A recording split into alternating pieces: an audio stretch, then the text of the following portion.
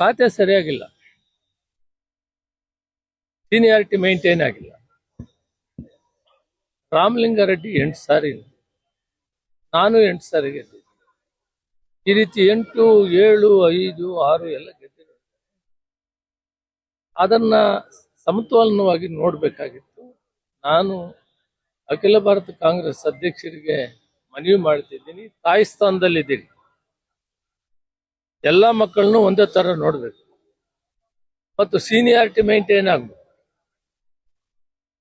ಇವು ಮಾಡೋದ್ರಿಂದ ಮುಂದೆ 2028ಕ್ಕೆ ಕಾಂಗ್ರೆಸ್ ಬರೋದಕ್ಕೆ ದಾರಿ ಆಗ್ತದೆ ಅಂತೇಳಿ ಅವ್ರಿಗೆ ಮನವಿ ಮಾಡ್ತೀನಿ.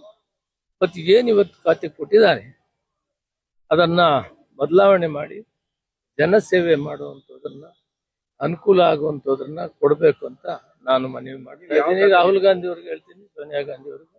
ಈಗಾಗಲೇ ರಾಹುಲ್ ಗಾಂಧಿ ಅವರಿಗೆ ಮೊನ್ನೆ ಬಂದಿದ್ದಾಗ ನಾನು ಮನವಿ ಮಾಡಿದ್ದೀನಿ, ಸಮಾಜ ಕಲ್ಯಾಣ ಸೇವೆ ಮಾಡು, ಬಡಬಗ್ಗಿ ವ್ಯವಸಾಯ ಸೇವೆ ಮಾಡಬೇಕು, ಇರಿಗೇಷನ್ ರೈತರಿಗೆ ಸೇವೆ ಮಾಡಬೇಕು, ಇಂಥವು ಆಗಬೇಕು.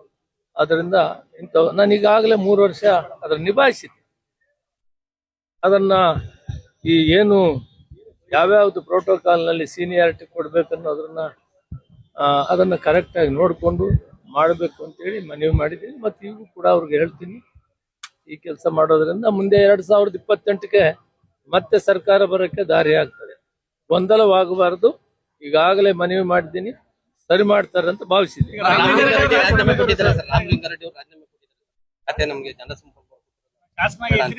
ಬಹುತೇಕ ದೇಶಪಾಂಡೆ 9 ಸಾರಿ ಇರ್ಬೋದು ಅನ್ಸುತ್ತೆ.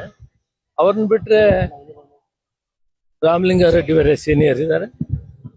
ಇವೆಲ್ಲನೂ ಕುಂತು ಇವತ್ತು ನಮ್ಮ ಡಿ ಕೆ ಶಿವಕುಮಾರ್ ಮುಖ್ಯಮಂತ್ರಿ, ಹೊಸದಾಗಿ ಆಗಿರುವಂತ ಹರಿಪ್ರಸಾದ್ ಅವರು ಇವರನ್ನ ವಿಶ್ವಾಸಕ್ಕೆ ತೆಗೆದುಕೊಂಡು ಇಲ್ಲಿ ಮೂಲಭೂತವಾಗಿ ಯಾರ್ಯಾರಿಗೆ ಯಾವ ಸ್ಥಾನಮಾನ ಕೊಟ್ಟರೆ ಮುಂದೆ 2028ಕ್ಕೆ ಸರ್ಕಾರ ಬರ್ತದೆ ಅನ್ನೋದನ್ನ ಚಿಂತನೆ ಮಾಡಿ ಮರುಪರಿಶೀಲನೆ ಮಾಡಿ ಕರೆಕ್ಟ್ ಮಾಡಬೇಕು ಅಂತ ನಾನು ಮನವಿ